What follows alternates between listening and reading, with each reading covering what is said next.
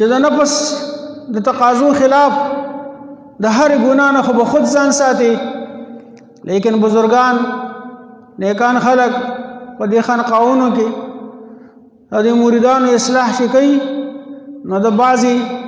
جایز کارونو نه هم منې کوي، د جایز مباح کارونو نه هم منې کوي. د نفس د دباولو دپاره او د هغې د مغلوب کولو دپاره بعضې جایز امور چې وي په هغې باندې ورته پابندي ولګوي. د دې دپاره چې د نفس اوس د دغې شهواتو سره ډېر زیات عادت شوی دی، نو د ده دا کنټرولول بغیر د دې نه اوس نه کېږي چې هغه محرمات او منهیات د هغې نه خو به خامخا ځان ساتي،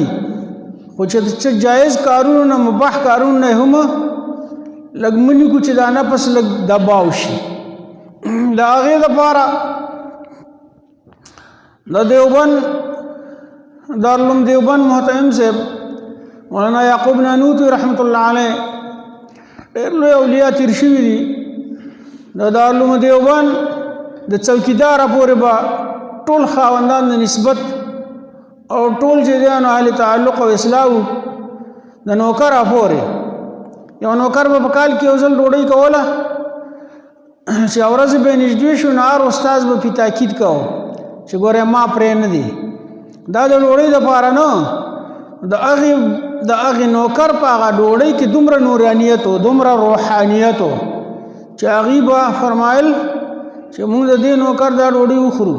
نو مونږ د ډېرې مودې پورې روحاني طور باندې چارج شو. نو هغې به پې تاکید کوه لکه چې مایر نه کې کومه ورځ چې مایر نه کې. نو د دغې روحانیت وجه وه، د دغې نسبتونو وجه وه چې د محتمم نواله د عالمانو طالبانو مدرسینو او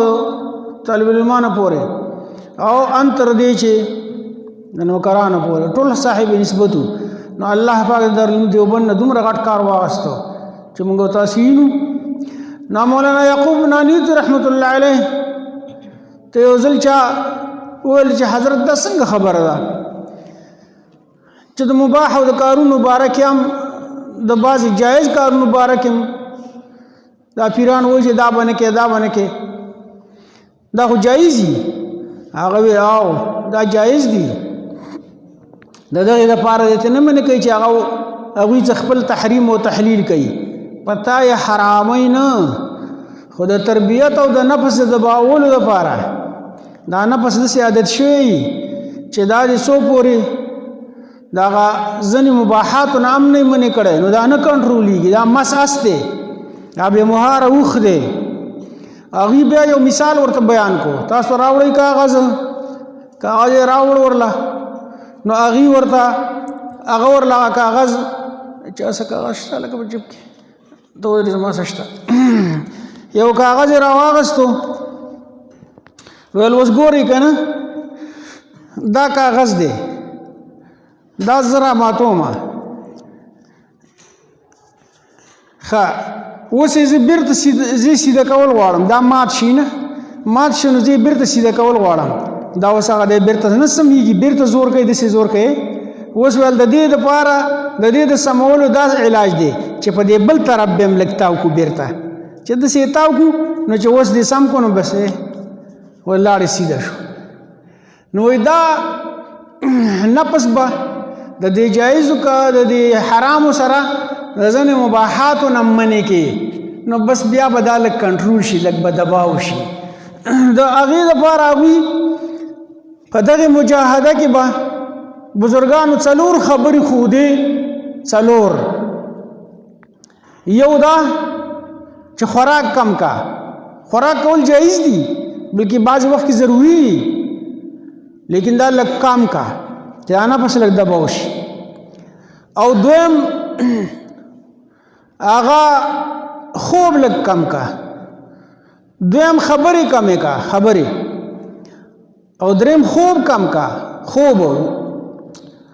او څلورم د خلکو سره مل ملاب کم کا، گفونه شفونه کم کا. نو دا اوس ډېر حده پورې دا جایز بلکې مطلوب هم وي ضروري هم وي